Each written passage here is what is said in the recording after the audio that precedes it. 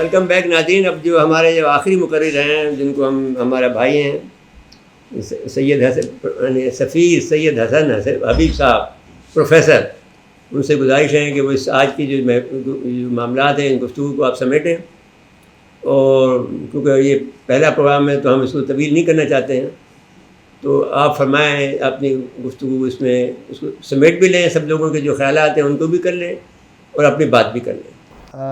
بہت شکریہ، اور میں سب لوگوں کی طرح آپ کو مبارکباد دینے چاہتا ہوں کہ آپ نے اس طرح سے اپنی آرگنائزیشن کو دوبارہ سے اتنا زیادہ فعال کیا ہے. اور یہاں کراچی میں مجھے ہمیشہ شکوہ رہتا ہے، اور صبح بھی میں کہیں تقریر کر رہا تھا چیمبر میں، کہ کراچی میں انٹرنیشنل ریلیشن سے متعلق اداروں کی بہت شدید کمی ہے، اور لوگوں میں شعور بھی کچھ کم ہے. شاید تجارت کی طرف زیادہ رجحان ہے اور ملکی معاملات کی طرف کم ہے. تو آپ نے بہت اچھا کیا ہے کہ اس کو آپ کوشش کر رہے ہیں. آپ کا جو سیٹ اپ ہے اس میں لوگوں کی ٹریننگ ہو رہی ہے، اور آپ کا جو ہے آپ زیادہ سے زیادہ معلومات لوگوں سے شیئر کر رہے ہیں. اور میں ڈاکٹر صاحبہ سے بھی اور باقی جو آپ کے اسپیکرس ہیں ان سے وہ کرتا ہوں کہ ایک تو یہ ڈیٹرنس بہت بڑا ہے جس نے ہمارے خطے میں امن کے لیے بڑی کوشش کی ہے. نہیں تو ہمیں ہمیشہ خطرہ رہتا تھا کہ شاید انڈیا کنونشنل ویپن میں ہمیں اوور ویلم کر لے گا، اور تقریباً 2 جو جنگیں ہوئی ہیں اس میں ایسی سچویشن آئی ہے کہ 15-16 دن کے بعد لوگوں کو خوف ہونے لگا تھا. اب ایسا کوئی خوف نہیں ہوگا. اللہ کا شکر ہے کہ ہم ایک نیوکلیئر پاور ہیں، اور ہمارا جو سیکنڈ اسٹرائک کیپیبلٹی جس کا آپ نے شروع میں ذکر کیا تھا وہ اتنی قابل ذکر ہے کہ شاید کوئی بھی دشمن ہماری طرف نہیں دیکھے. اچھا، اس میں ڈیٹرنس سے آگے میں خود سائنس کا طالب علم رہا ہوں. مجھے یہ ایک بہت بڑی ٹیکنالوجی ہے، اور ایک غریب قوم جیسے بریگیڈیئر صاحب نے بھی کہا کہ جس نے جو گھاس کھانے کی نوبت تک آ گئی تھی، اس نے یہ ایک ٹیکنالوجی حاصل کی جو دنیا کے لیے ایک بہت بڑا لیسن ہے کہ آپ کے سائنسدان، آپ کے لوگ، آپ کے انڈسٹریل وہ جنہوں نے مل کے ایک ناممکن چیز کو ممکن بنایا. اور یہ بڑے فخر کی بات ہے. اس پہ ویپن آف ماس ڈسٹرکشن سے زیادہ ہمارے لیے فخر کی بات ہے کہ اور اتنے بڑے بڑے اسلامی ملک ہیں جن کے پاس وسائل بھی موجود ہیں اور ہر چیز موجود ہے، لیکن وہ یہ حاصل نہیں کر سکے. اور یہ سب کیسے ہوا؟ جیسے بریگیڈیئر صاحب نے کہا کہ پریشر امینڈمنٹ تھی، اور ہم پہ دوسری مصیبتیں تھیں، اور ہر طرف سے ہم پہ ایک پریشر تھا، انٹرنلی بھی ایکسٹرنلی بھی. ایکسٹرنل زیادہ تھا، انٹرنل کم تھا، کیونکہ انٹرنلی ہمارے ہاں کم و بیش عوام کی حد تک سب لوگ اس بات پہ متفق تھے کہ ہمیں یہ کرنا چاہیے. اور یہ کیوں کرنا چاہیے؟ اگر بھٹو صاحب کا ذکر کیا بریگیڈیئر صاحب نے، جب انڈیا نے پوکھران میں پہلی دفعہ کیا تو ہم لوگ روتے ہوئے ہر طرف گئے، ڈپلومیٹک فرنٹ پہ ہم نے ہر جگہ. یہاں تصحیح کرنا چاہتا ہوں، بھٹو صاحب یہ کام 1962 سے کر رہے تھے.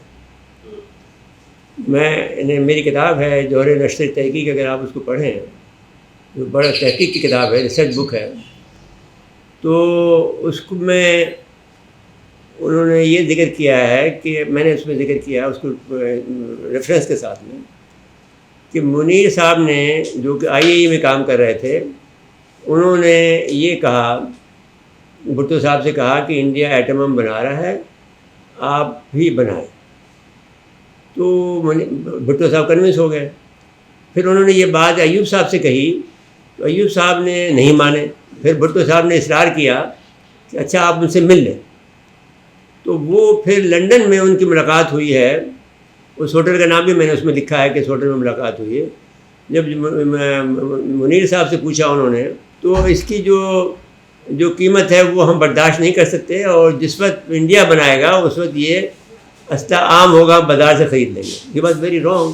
تو بھٹو صاحب نے 77 میں یہ نہیں، 74 میں یہ شروع نہیں کیا. یہ بھٹو صاحب واز رننگ آفٹر 1962. جی دیکھیے، انڈیا تو بہت عرصے سے کام کر رہا تھا، اور جو لوگ بھی نیوکلیر فیلڈ میں تھے، ہاں ڈے ون، ڈاکٹر بھابھا کے زمانے سے جو پہلا نیوکلیر سائنٹسٹ تھا انڈین، ان کے زمانے سے کام ہو رہا تھا. بھٹو صاحب جب گئے اور امریکہ سے، اور ہم نے ڈپلومیٹکلی ہر ملک میں جا کے بات کی، تو جو ایٹیٹیوڈ تھا انٹرنیشنل وہ اتنا پرو انڈیا تھا کہ جیسے بالکل ایک دیہاتی مثال ہے کہ جیسے عورتیں نہیں بچے کے بارے میں کہتی ہیں چلو گلاس ٹوٹ گیا کوئی بات نہیں. تو نیوکلیئر تھریش ہولڈ کراس کرنا انڈیا کے لیے، ورلڈ کے لیے ایسی تھا جیسے چلو فیٹ اکمپلی ہو گیا کوئی بات نہیں. تب جا کے ہمیں پہلی دفعہ احساس ہوا کہ اب جو کچھ کرنا ہے اس قوم نے کرنا ہے، اور اس قوم نے وہ کر کے دکھایا۔ اچھا، اس کے بعد جب بم بنا لیا تو ہمارے دوسرے مسائل شروع ہوئے۔ ڈیلیوری سسٹمز تھا کریڈیبل بنانے کے لیے، کیونکہ آپ نے صرف ایک بنا کے رکھ لیا اور آپ پہنچا نہ سکیں تو اس کی بھی کوئی قیمت نہیں ہے۔ تو اس کے لیے بھی ہم نے بڑی قربانیاں دیں ڈفرینٹ اسٹیجز پہ۔ کس طرح سے ہمارے اس پروگرام کو جمال صاحب زیادہ بہتر بتائیں گے کہ کس طرح سے ہمارے میزائلز کو زبردستی پریڈ میں شامل کر دیا گیا تاکہ دنیا میں پروپیگنڈا ہو اینڈ سو آن۔ تو ایک ہمارے خلاف ایک پورا محاذ تھا۔ اللہ کا شکر ہے کہ ہم نے ان سارے مشکلات کو پورا کیا، اور قوم کو اس بات پہ فخر ہے اور ہمیشہ رہے گا کہ مشکل حالات، کم بجٹ اور اتنی سختیوں اور پابندیوں، ایک وقت آیا جب ہمارے سارے نیوکلیئر سائنٹسٹ جو تھے ان کے اوپر پابندی تھی۔ جو لوگ اس پروگرام سے کنیکٹڈ تھے ان کو کہیں ویزا نہیں ملتا تھا، وہ کہیں جا نہیں سکتے تھے جب تک آپ باہر نہیں جائیں گے۔ دیکھیں، ہر ملک اپنا پروگرام اپنی اور کے مطابق ڈیزائن کرتا ہے۔ It's a very very selective technology. کوئی آپ کو، چین نے جو آپ کو دیا ہوگا وہ تھیوریٹیکلی ہوگا، بنانا آپ نے ہے۔ سینٹریفیوجز آپ نے بنانے ہیں، انورٹرز آپ نے بنانے ہیں، بم آپ نے بنانا ہے، اس کا کک اسٹارٹ میکینزم الگ ہے، ہر چیز بالکل یونیک ہے۔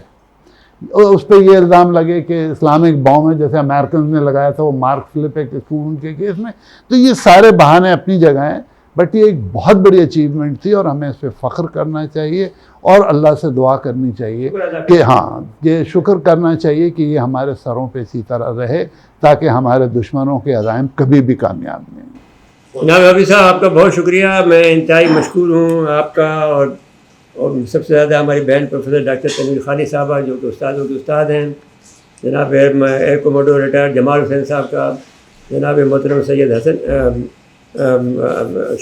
ڈاکٹر سید شجاعت حسین صاحب کا، ہمارے بہترین دوست بریگیڈ ریٹائر قرار حسین صاحب کا، جو انہوں نے یہ وقت عنایت فرمایا، اس پروگرام کو کامیاب بھی کیا اور اپنی راہ سے جو عوام تک آپ پہنچائی، جس سے تقویت ملتی ہے عوام کو بھی، ہمیں بھی، اور ہر آدمی جب بھی سنتا تھا تو وہ جب ہم یہ ابھی 1984 میں ہم پاکستان آ گئے تھے، اٹلی میں ہم جاب کرتے تھے، تو 1984 میں ایٹم ہمارا بن چکا تھا، کولڈ ٹیسٹ ہو چکا تھا، لیکن کیونکہ ہم ابھی تو ہمیں امریکہ کے لوگ بلاتے تھے اپنے یہاں پر لائبریری میں اور بہت سارا میٹیریل دیتے تھے ریڈ یعنی گرین کریسنٹ کے نام سے۔ وہ کہتے تھے کہ صاحب اب تو موروکو سے لے کر انڈونیشیا تک جو ہے پاکستان کا گرین کریسنٹ ہوگا اور پاکستان ان سب کا تحفظ کرے گا۔